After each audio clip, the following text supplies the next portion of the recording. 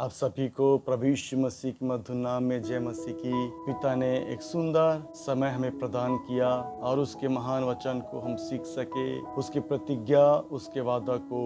आज का विषय है, जब तू जल में होकर जाए और जब तू नदियों में होकर चले तब ये तुझे ना डुबा सकेगी। जब तू आग में चले तब तुझे आँच ना लगेगी। यशायाह 43 अध्याय 2 वचन। जब तू जल में होकर जाए मैं तेरे संग रहूंगा और जब तू नदियों में होकर चले तब वे तुझे ना डुबा सकेंगी। जब तू आग में चले तब तुझे आँच न लगेगी और उसकी लौ तुझे ना जला सकेगी। क्या ही महान ये परमेश्वर प्रतिज्ञा है, वाचा है जो आपके मेरे लिए परमेश्वर वचन लिखा हुआ है। संसारिक दृष्टि से देखिए, अभी बरसात गुजरने वाली है। हमें देखा इतना तबाही, बाढ़ आया है जिससे बहुत से लोग डूब के मर गए, बहुत से घरें बह गए, बहुत से लोग बेघर हो गए। तो फिर वचन किसके बारे में बात कर रहा है? यदि इंसान को तैरना नहीं आता तो निश्चय डूब के वो मरेगा। यदि बाढ़ आ गया, जब बाढ़ आती है तो सब कुछ बहा के वो अपने संग ले जाती है। तो ये वचन किसके बारे में बात कर रहा है? और यदि जब आग लग जाए तो निश्चय ही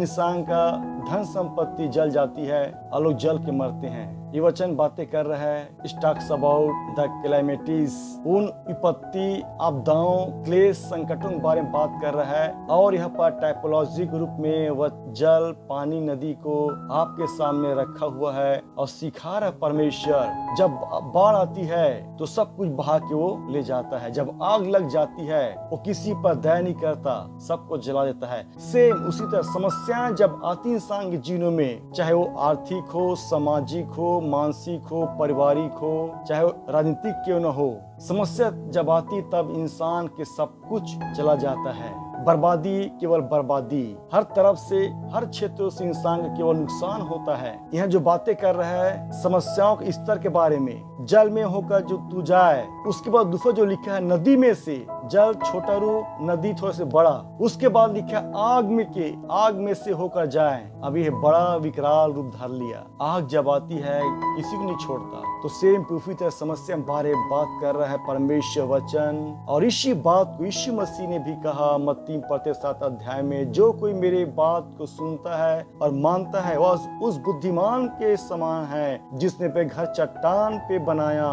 आंधियां चली, बाढ़ें आई, तूफान आया, लेकिन घर नहीं गिरा। बाइबल में ये लिखा है कि जब तुम यीशु मसीह मानोगे समस्या नहीं आएगी। समस्या आएगी, शर्त यही है, जो यीशु मसीह पे बना रहेगा उसका जीवन, घर नहीं गिरेगा।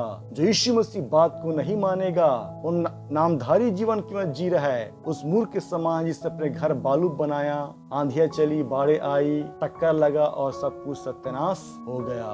ये वचन समस्या बारे बात करे तो जब हम मजबूत रहेंगे, परमेश्वर आपको मुझको बचाएगा। चाहे समस्या कैसी भी क्यों न हो, चाहे छोटा हो या बड़ा, परमेश्वर पर एक वादा किया है, मैं तेरे संग संग रहूंगा। चाहे जल में जाए, चाहे नदी में जाए, चाहे आग में। ये 3 तरह की समस्या बारे में बात कर रहा है। परमेश्वर संग रहेगा। हम पढ़ते हैं सदरक, मेशक, अबेदनगो, जब उसे आग में डाल दिया गया, आग उनको जला न सकी। उनके बीच में कौन आया था? एक चौथा व्यक्ति आया था, वो है यीशु मसीह। पुराने में हम पढ़ते हैं थियोलॉजी भाषा में, प्रभु यीशु मसीह जो प्रकटीकरण हुआ है उसको क्रिस्टोफनी कहते हैं, अर्थात Christ appear as like angel and man. Theophany मतलब होता है God appear as like angel या मैन। परमेश्वर प्रकटीकरण और यीशु मसीह प्रकटीकरण अलग अलग रूपों में हुआ है। तो देखते हैं पर जीवते परमेश्वर पुत्र यीशु मसीह आया, उनको आग से बचाया, उनके बाल, उनके मोजे भी नहीं जले। यह है परमेश्वर का वादा, प्रतिज्ञा।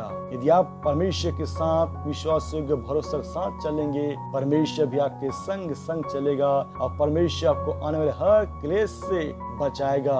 आपकी एक भी हानि नहीं होगी। सो प्रिय, परमेश्वर के वादे पर, उसके वचन पर 100% भरोसा, विश्वास रखिए। वो परमेश्वर महान है जो आपके संग संग है, वो चलता है, आपको सारी विपत्ति से परमेश्वर बचाएगा। धन्यवाद सुनने देखने के लिए। प्रभु सभी को बहुत आशीष दे।